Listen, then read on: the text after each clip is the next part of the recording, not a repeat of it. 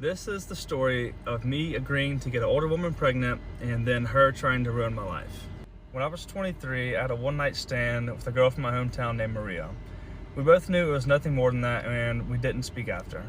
Several months later, I received a text from her saying that she hadn't been lucky in love and she wanted a baby before it was too late. So she asked if I would get her pregnant and I wouldn't have to bear any responsibility, like a sperm donor. I considered it and I first thought no, but after some time to think about it, I thought it'd be the right thing to do for someone struggling.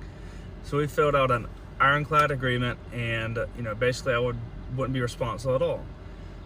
A while later, she told me she was ovulating, and then a few weeks after that, she told me she was pregnant and it had worked. I went back to California for work, and we didn't speak after that.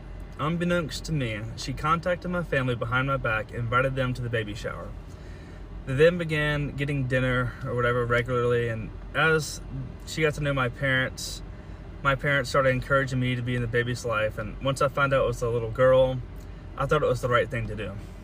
I flew home to be there for the birth, and I got a tattoo of our daughter's middle name before she was born. After our daughter was born, Maria wanted us to be together and be a family, and when I said I didn't want to do that, she wouldn't let me see my daughter.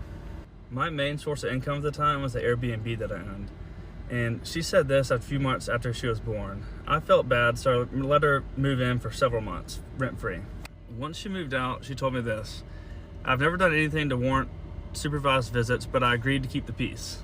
I would come home as often as I could to see our daughter, and things were usually okay when I was there. These are all from her Facebook. One Halloween, I didn't want to wear matching costumes with Maria, so she wouldn't let me see my daughter for a while. And when our daughter was being baptized, I drove a 14-hour round trip from Nashville to attend. And because I didn't want to see Maria the night before, she didn't allow me to come to the baptism at all.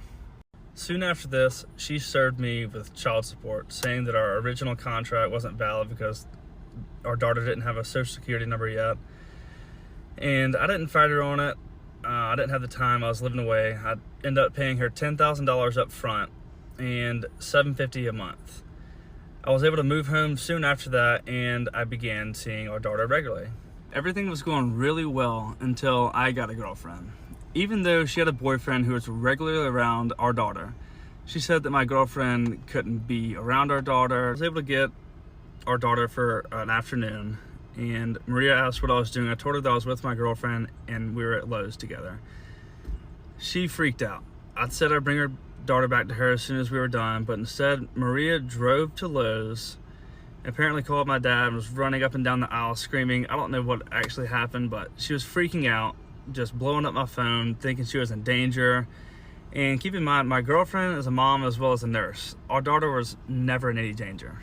When I offered Maria and my girlfriend to get to know each other so they'd be comfortable, with my daughter being around, she immediately said no and called my girlfriend a word that rhymes with chore and refused to get to know her.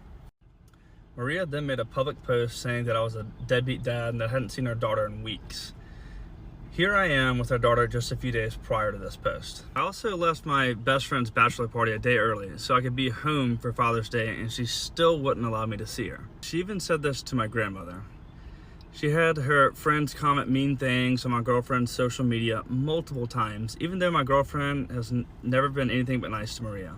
Because Maria tends to do this, I want to make sure that she doesn't twist the story and make it seem like I abandoned our daughter. I recently found out that our daughter isn't mine. I don't know who the dad is, but I've had 2 paternity tests done, and they both say this. I believed Maria when she told me that I was the only possible father. The situation was weird, but I was always happy to be a dad. I knew that Maria already knew she was pregnant. She had to have, when she asked me to get her pregnant. I didn't think that was something that someone would lie about to another human being. Not only to me, but my entire family as well. Everybody's distraught about this. Maria, I allowed you to paint me as the villain and you as the victim for years to keep peace, but I hope you know that the only victim here is your child.